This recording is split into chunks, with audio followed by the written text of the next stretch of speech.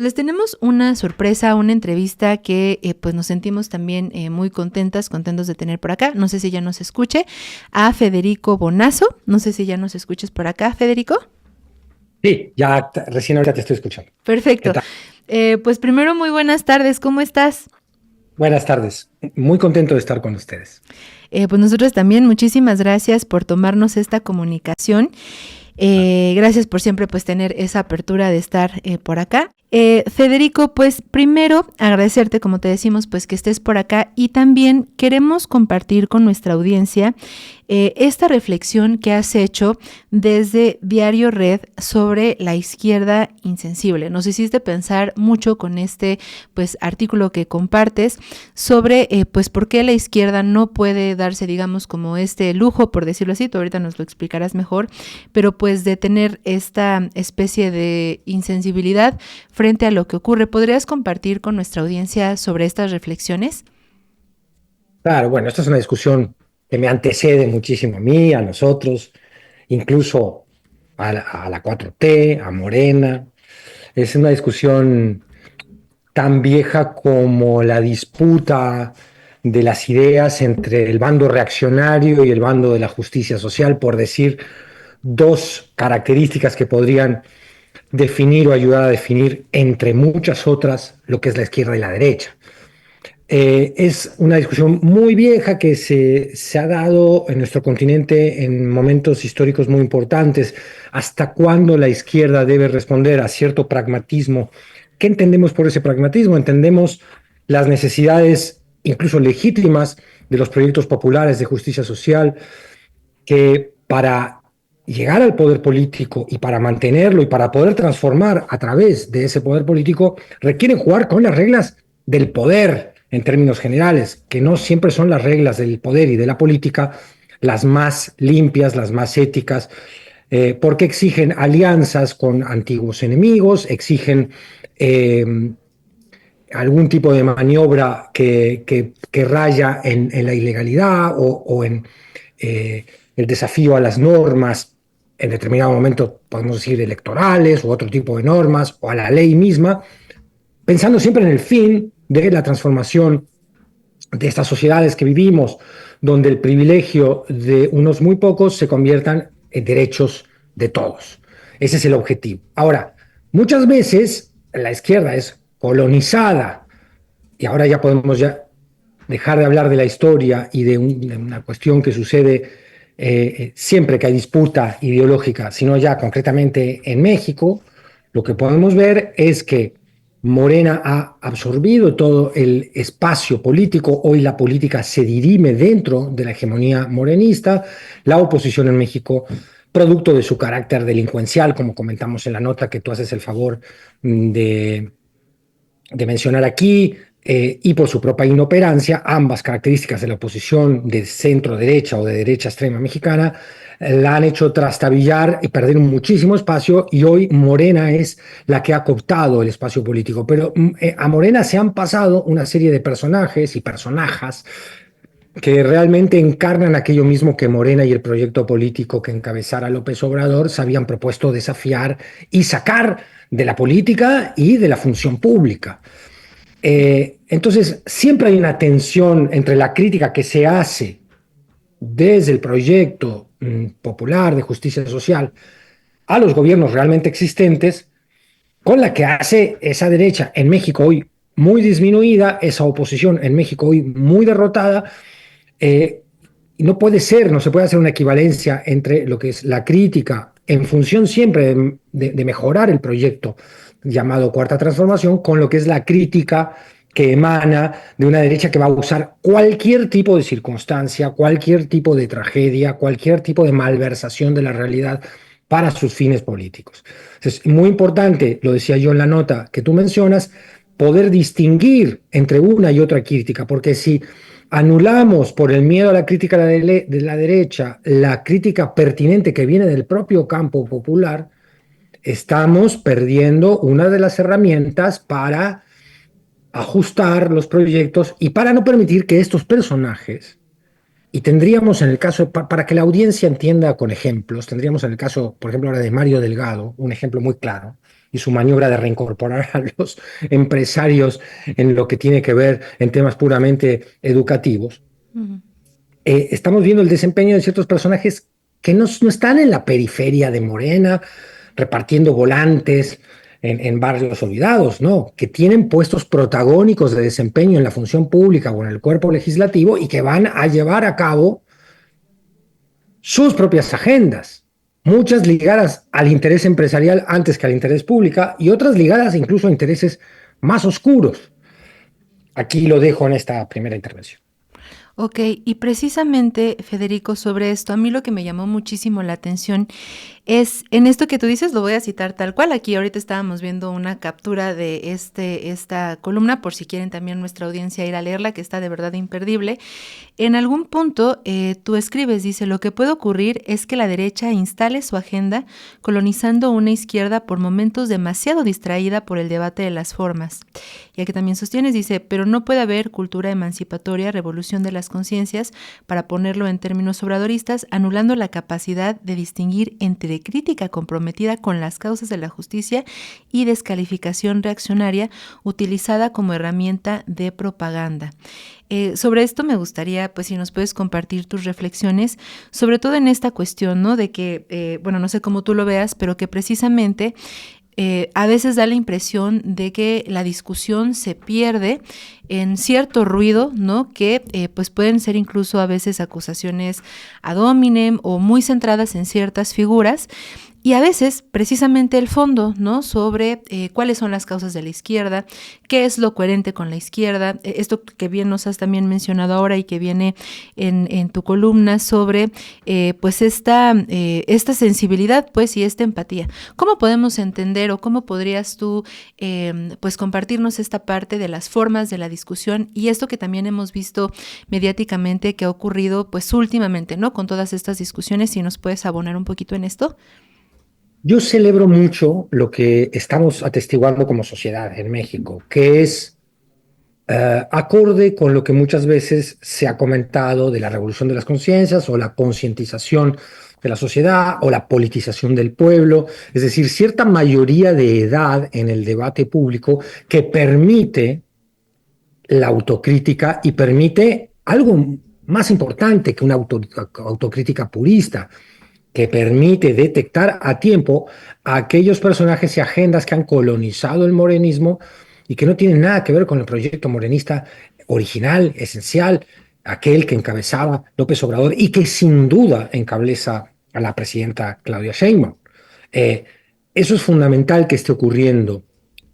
Algunos de los que hemos intentado hacer este ejercicio de crítica y autocrítica eh, hemos sido también criticados por decir, no, en este momento no se le puede hacer el menor juego a la derecha, hay que callar todo o decirlo en las reuniones privadas nuestras, y que considerábamos que eso no era una buena estrategia, que considerábamos que una cosa muy diferente es el escenario preelectoral del 18 al escenario postelectoral del 24, con una presidenta que tiene una aprobación superior al 80%, con un partido que ha controlado el territorio, con un gobierno que está enfocado, por lo menos desde su gabinete, por lo menos desde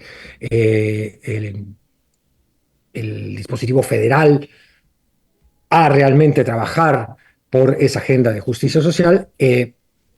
Considerábamos entonces que esa crítica era necesaria y muchas veces era inhibida. Pero no tiene mucho sentido revisar ese pasado inmediato donde había mucha pelea entre compañeros. Con compañeros me refiero a gente que más o menos militante de Morena en sí estaba indudablemente del lado de la causa de la Cuarta Transformación, concebida esta como un proyecto de justicia social.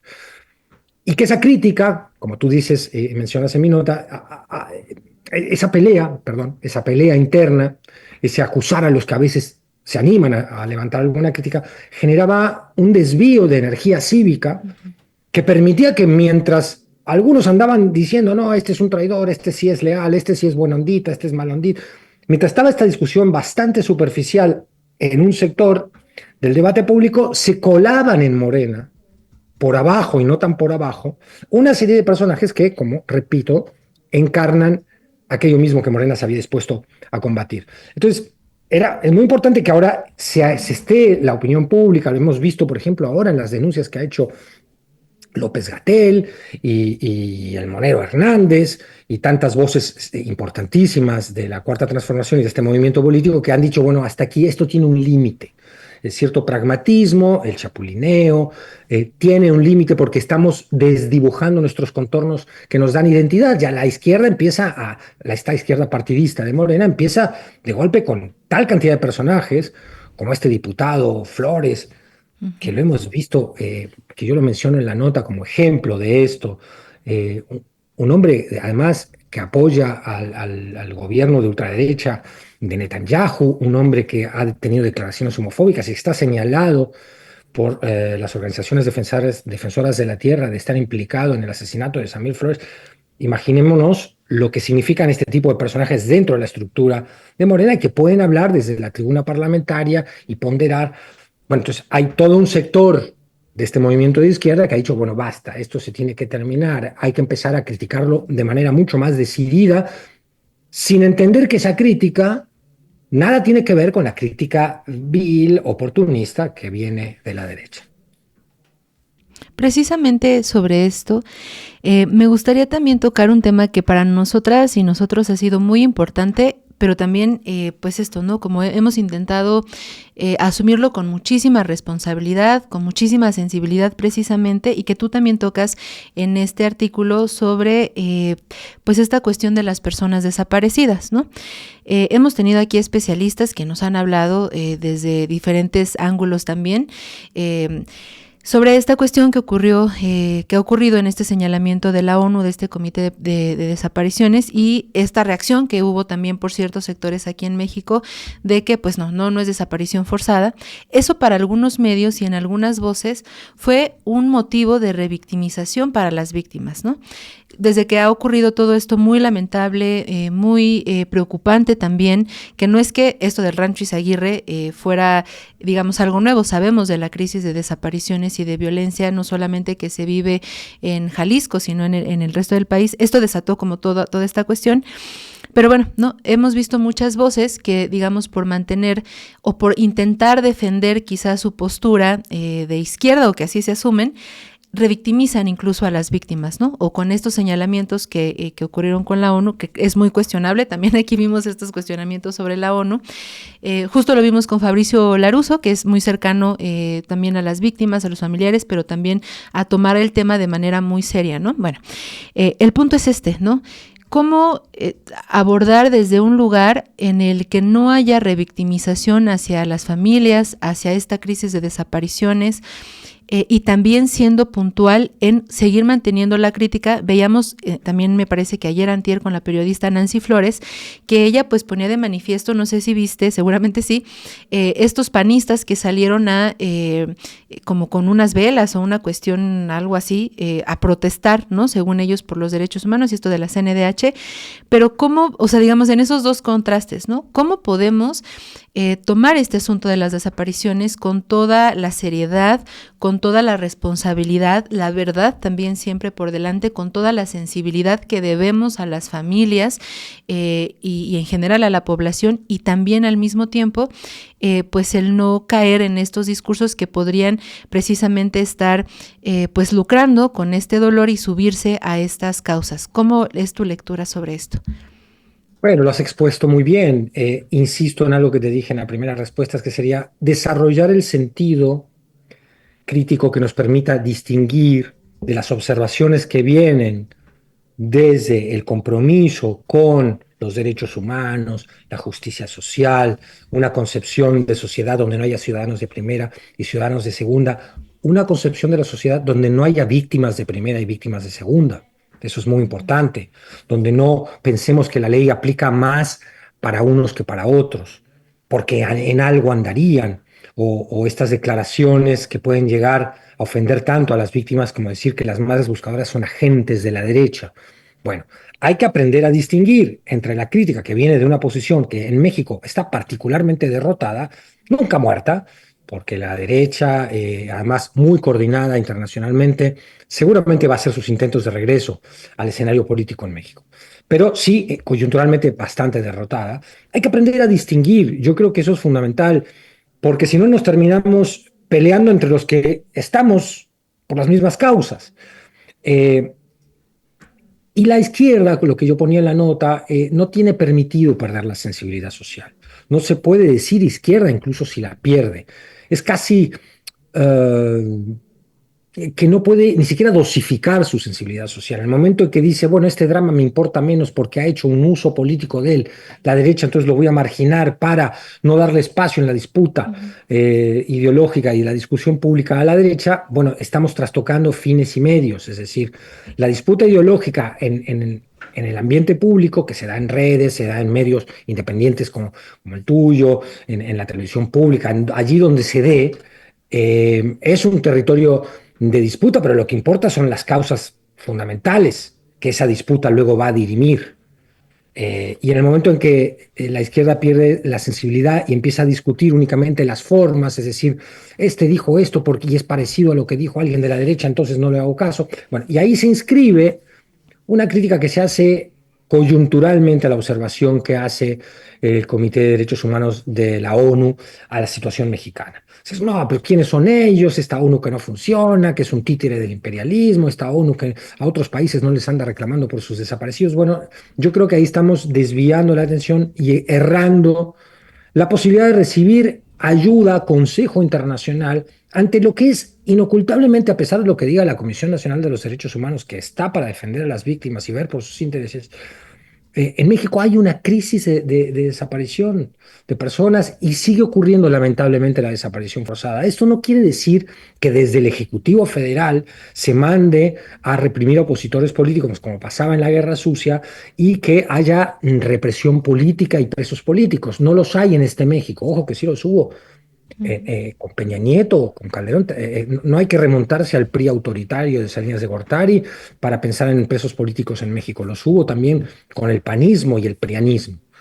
En este momento no los hay en México, no, pero eso no quiere decir que no haya desaparición forzada, que no haya elementos de las fuerzas de seguridad del Estado que secuestran personas, las desaparecen, que no haya miles de denuncias que implican al Ejército, a la Guardia Nacional, a las policías municipales, y no solo como actores directos de desaparición de personas, sino por esta figura jurídica de la aquiescencia, es decir, si tú permites, si estás viendo, si te enteras de que hay desaparición producto de la actividad delincuencial y no actúas a tiempo o en forma, quiere decir que eres copartícipe de la desaparición forzada. Y los estados son, por supuesto, muy renuentes a admitir que están fallando en algunos aspectos, pero esa renuencia, creo yo, dificulta el diagnóstico y las soluciones a un problema de esta magnitud. Yo, humildemente, considero que México haría bien en reconocer que hay una crisis de desaparición y que eso tiene que ser tratado con todas las herramientas que podamos tener a mano como gobierno, como sociedad y con la ayuda internacional en función de un mismo objetivo que es, primero, mitigar el problema, luego solucionarlo, luego hacer la reparación y encontrar a los desaparecidos. Y eso debería unir esfuerzos en vez de generar discordia entre todas estas instancias que pueden ayudar a atacar un problema tan grave. Uh-huh. Federico, pues sin duda y estaremos también continuando dándole seguimiento a esta cuestión y también pues esto que ocurre desde la ONU y estas reacciones. Para terminar, me gustaría preguntarte sobre estas reflexiones que también hemos hecho acá desde diversos puntos, precisamente sobre la izquierda y la derecha, ¿no? Como una cuestión que más allá de un asunto meramente político, cuando te preguntan, pues como que tú, ¿qué eres, no? Izquierda, derecha, ¿no? ¿Qué es lo que, digamos, habría detrás, no? ¿A qué me refiero? A que de pronto en estas reflexiones hemos visto que hay ciertas, digamos, como características de un pensamiento de izquierda y que lo diferencia del de la derecha. Y precisamente el de la izquierda, y tú me corregirás o abonarás, pues es preocuparse también por el otro, ¿no? El dejar a un lado como el egoísmo, el procurar la compasión por los demás, la empatía, el cuidado por los otros, un poco eso, ¿no? Como salir de esta cuestión de la lógica del solo yo y los intereses, ¿no? Sino ciertos ideales de justicia, de igualdad, y el lado de la derecha, pues precisamente lo contrario, ¿no? En una cuestión de un pensamiento propio, único, sin espacio a la crítica, de solamente yo, de esta cuestión del egoísmo, de no dar apertura a las ideas, y de, pues eso, precisamente, ¿no? Falta, de ahí también, por ejemplo, esta cuestión del clasismo, del racismo, de esa diferencia siempre marcada y siempre en estas rupturas, ¿no? Y en cambio la izquierda, pues en teoría, tendría que ser precisamente es el reconocimiento por la igualdad, como por la cuestión fundamental de que todas y todos somos iguales, ¿no? En este sentido, me gustaría preguntarte ya por último sobre esto, ¿no? El posicionarnos como ser de izquierda. ¿Qué va primero, no? O sea, va primero decir, soy de izquierda y por eso tengo esta inclinación, digamos, llevándolo también esto que nos comparte sobre la sensibilidad hacia lo que ocurre. O primero es que de algún modo eso se necesita o se requiere, más allá de lo político, de una denominación política, el explorar como nuestra propia sensibilidad en ese sentido, nuestra empatía, el preguntarnos a nosotros mismos, más allá de quizás salir a marchar o posicionarnos en nuestra vida, pues diaria, personal, ¿no? En lo más privado quizá, el ver cuáles son como estos valores y tratar de ser congruentes con eso. O sea, ¿qué precede a qué, no? Decir de izquierda y entonces soy esto o estos, por decirlo así, tal vez no sea la palabra correcta, pero valores, ideales o inclinación es, y entonces por eso soy de izquierda. No sé si me di a entender, pero un poco esta reflexión más allá de lo meramente político o lo enunciativo, ¿qué implica, digamos, en la vida de una persona decirse de izquierda? Claro, haces una pregunta casi cartesiana, ¿no? Yo pienso, luego existo, que soy de izquierda antes de actuar o mi Sí. acción política me convierte en una persona de izquierda, en esa identidad. Yo creo que es la acción la que nos convierte, eh, mucho más que lo que uno proclama, sino lo que uno hace, lo que nos define identitariamente dentro de un campo u otro de la política. Hay mucha gente que piensa que las categorías izquierda y derecha están perimidas, que ya son viejas, obsoletas y que conviene adoptar otras. Yo creo que no, porque todavía son muy distinguibles unas de otras, a pesar de que hay varias izquierdas y hay varias derechas. Y hay un abanico de matices entre lo que podríamos decir una izquierda radical, una derecha radical, y en medio pasan muchas cosas. Por ejemplo, Boric, el presidente Sí. chileno, es inclasificable, no sabemos si es de derecha, de izquierda. Esos personajes tan neutros que terminan borrando absolutamente su identidad y que nunca terminan de dar ciertas peleas cruciales que hay que dar para definirse de izquierda. ¿Cómo podemos catalogar a un gobierno que es de izquierda, por ejemplo? Si un gobierno termina su gestión con más pobres de los que la empezó, a menos que haya ocurrido una catástrofe de orden natural como la pandemia misma, bueno, eso explica la caída en la pobreza de millones de personas. Pero, por ejemplo, el sexenio de López Obrador acabó con más, una pelea muy eficiente, o por lo menos en el sentido correcto y contrario a lo que era la dirección que llevaba la pobreza con los gobiernos neoliberales, acabó con menos, por lo menos 5 millones de mexicanas y mexicanos menos en la pobreza. Y esto habla de que hubo una política, por no mencionar también una serie de derechos que subieron a la Constitución, derechos laborales y sociales, que hoy son parte ya del cuerpo constitucional. Y eso es fundamental y habla del talante de un gobierno absolutamente de izquierda. Y es un gobierno también que desafió, no de manera radical, podríamos decir incluso tímida, al no haber hecho una reforma fiscal progresiva, por ejemplo, pero desafió la lógica neoliberal de alguna manera. Y todos son estos elementos que nos ayudan a configurar la idea de que la 4T y sus gobiernos, primero el de López Obrador, ahora el de la doctora Sheinbaum, son gobiernos de izquierda. Ahora, hay izquierdas que están mucho más a la izquierda que el gobierno y que reclaman, y con mucha razón, de que no puede haber personajes cercanos al gobierno que están haciendo desde sus políticas públicas, desde sus declaraciones, desde sus traspiés legislativos, todo aquello que en teoría Morena había prometido que iba a resolver.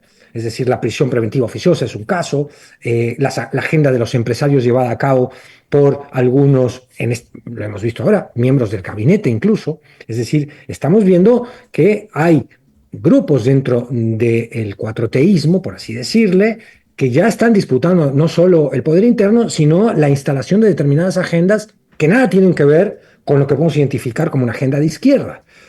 Y eso es muy importante y por eso esta conversación que se está dando en muchos ámbitos en estas horas es para mí, y a mi modo de ver, muy relevante porque nos está ayudando a recalibrar la brújula, ni caer en un purismo ético que nos impida, nos paralice en la acción política, decir, bueno, porque somos puros, no se puede construir. Desde el purismo absoluto y del idealismo radical nos alejamos de la realidad práctica.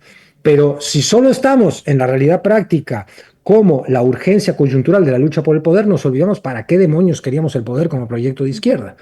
Entonces es muy importante que esta discusión que se da de las voces relevantes y de toda la ciudadanía y de toda la militancia de Morena y todos los electores de la doctora Sheinbaum y todos aquellos que simpatizan incluso críticamente con la 4T, se dé a fondo, sin tabús, sin miedos y eliminando esa falacia de que hacer la crítica es hacer el juego a la derecha, porque esa es precisamente la excusa con la que se blindan muchos políticos y muchas líderes de instancias y grupos de poder para poder seguir avanzando su agenda conservadora en muchos casos, porque están blindados contra la crítica, porque nominalmente se han autoproclamado gente de izquierda.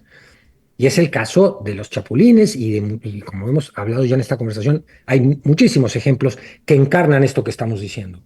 Es fundamental entonces motivar, estimular el sentido crítico, entendiendo y sabiendo identificar de dónde viene, quién lo produce, fijarse en la biografía de los que hacen las críticas, no nada más compararlo porque sí con las voces de la derecha. Me parece muy sano, muy oportuno y muy necesario que el movimiento de la 4T se esté revisando con esta profundidad y a tiempo.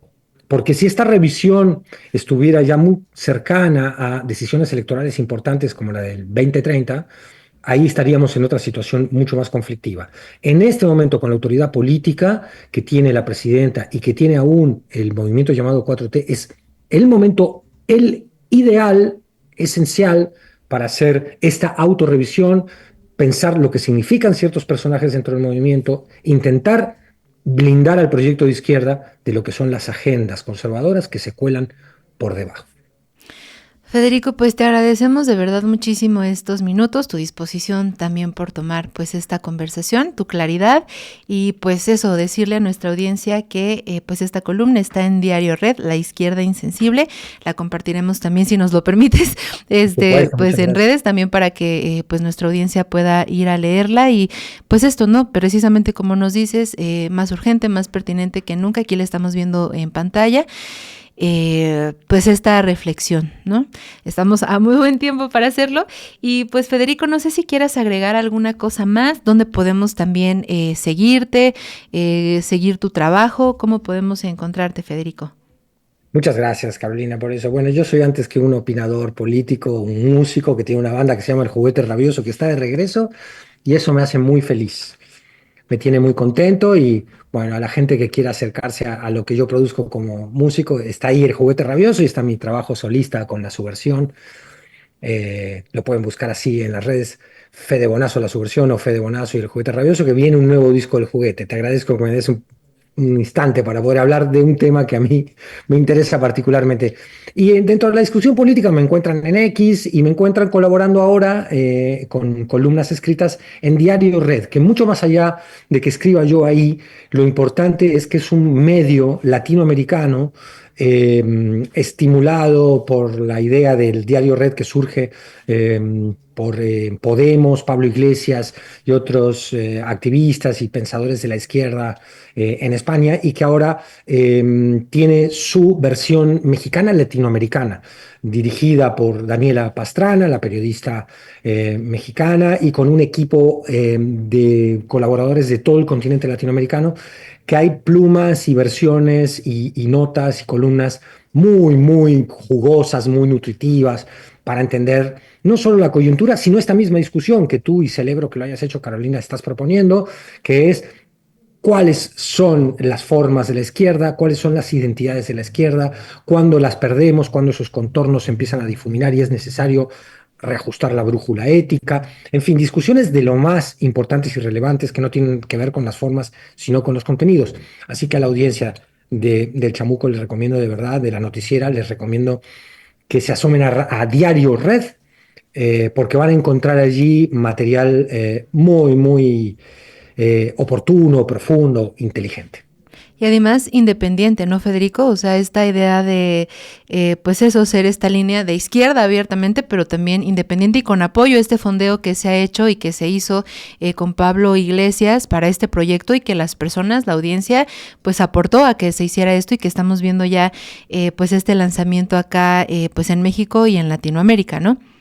Es correcto, es independiente en el sentido que no depende ni de un gobierno ni de una empresa, Uh-huh. ni de ningún corporativo mediático. Depende únicamente de la colaboración que la gente convocada abierta y públicamente quiera hacer a este proyecto, donde se siente identificada y donde recibe un servicio informativo de muy alta calidad. Eh, Así es, en ese sentido hay gente que te disputa esto de que no, bueno, entonces no es independiente porque hay gente que está aportando sus contribuciones económicas. Bueno, no, pero sabemos muy bien que no es dependiente de ninguna agenda política que venga del interés económico, Exacto. sino, y abierto y dicho con total sinceridad y honestidad al empezar el juego, por un activismo de izquierda, pero siempre comprometido con la evidencia. Carolina, yo creo que eso es muy importante, es decir, es periodismo también, es periodismo de izquierda, pero es periodismo en el sentido de que nunca está dispuesto a tergiversar la evidencia, la historia, los hechos para instalar una propaganda basada en tergiversaciones y en falacias, sino más bien basada en el análisis más elemental de estas sociedades que tenemos que siguen siendo tan injustas. Claro, precisamente pues eso necesitamos y eso daremos seguimiento. Vayan a ver pues Diario Red y también pues esta columna de opinión que ya también ya la pusimos, pero vamos a compartirla también si nos permites en redes. Y pues muchísimas gracias, Federico. Ojalá nos permitas pues seguir en comunicación porque seguro vienen muchas reflexiones, hay mucho de lo que platicar y si nos permites pues ahí te estaremos dando lata para seguir conversando también con nuestra audiencia. Siempre gustoso de charlar con ustedes y muchas gracias por la invitación. Gracias, un abrazo. Hasta luego, abrazo. Hasta luego. Mantente informada e informado con las noticias más relevantes del día en La Noticiera. Ya lo sabes, de lunes a viernes a las 11 de la mañana.